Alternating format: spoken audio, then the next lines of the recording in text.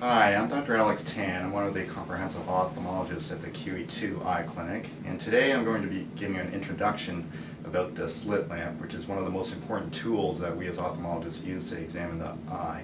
Now, the slit lamp is quite a complicated piece of equipment, but it's important for medical students to become somewhat familiar with the different controls. So first off, I'm just going to go over a few of the more important main functions. The main knob to turn on the slit lamp depends on the model, but this one it happens to be down here, and this also controls the light intensity.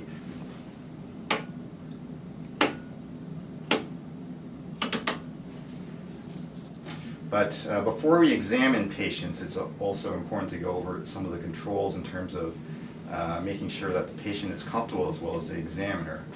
So the first part I'm going to talk about is just to get the slit lamp adjusted properly to examine the patient comfortably. So with the patient in the chair, we're able to actually elevate and depress the chair. There's often a switch on the side that makes the chair go up or down, and there's frequently a foot pedal as well. Now, the slit lamp is often mounted on a table, which actually has a lock which can be pressed in to raise and lower the slit lamp apparatus.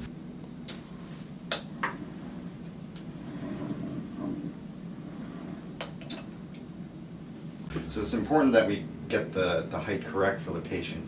So Kieran here is going to demonstrate here. We're going to move the slit lamp forward. I'm going to bring the slit lamp up such that it seems to be at a relatively comfortable position for her.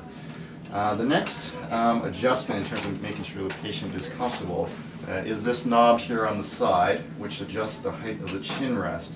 Now, ideally, we want to have the patient's lateral canthus in line with this black line here, which basically gives us enough room to focus the slit lamp up and down. Okay, so you're comfortable there, I think, Kieran? Okay. Now, just to go over some of the basics of controlling the slit lamp, number one, there is a little knob here on the side which unlocks the slit lamp focusing apparatus, so this needs to be turned counterclockwise to allow the slit lamp to move freely.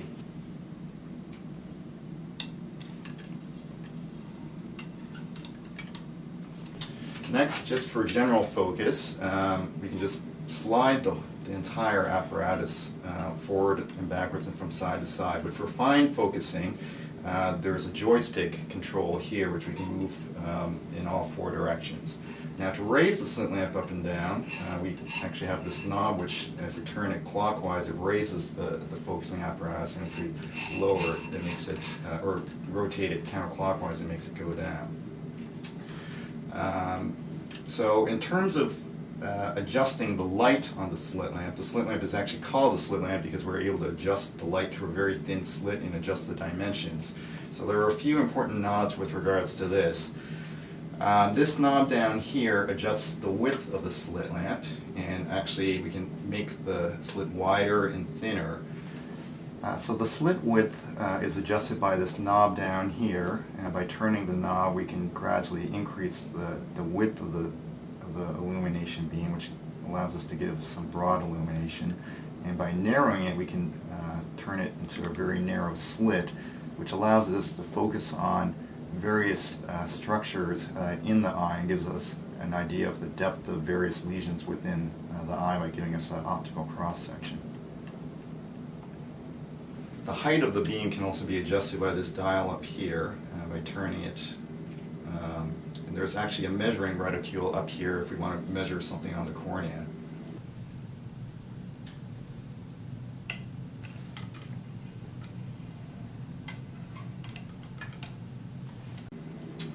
Now, in terms of focusing the slit lamp, we basically look through the oculars after adjusting the oculars for our pupillary distance, and then just grossly move the whole thing forward until things come somewhat into focus. Then we just move the joystick forwards and backwards and from side to side to focus on different parts of the eye. Now, one of the unique features of the slit lamp is that the illumination beam is actually separate from the observation beam, and the illumination is actually on this rotatable arm. So we're able to swing the light from various angles to get different cross sections of the eye.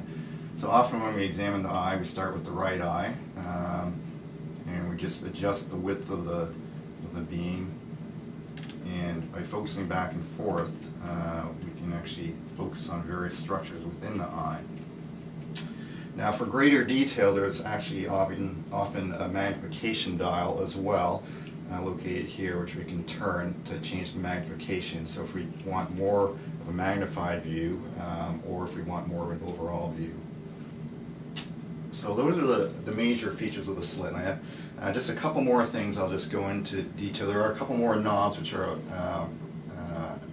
provide a few of these extra functions of the slit lamp. Up top there's a dial or switch here that puts in different different filters in place, which are used for various reasons, but I won't go into detail about that now. Okay, so the last feature of the slit lamp that I wanted to highlight is the cobalt blue filter, which is useful for looking for corneal abrasions after we've stained a patient's eye with fluorescein. So with the slit lamp on, the knob up top, if we turn it all the way counterclockwise, you'll see that this puts out a cobalt blue filter, which actually just allows the fluorescein dye to stand out, and it helps us stain for any abrasions of the cornea.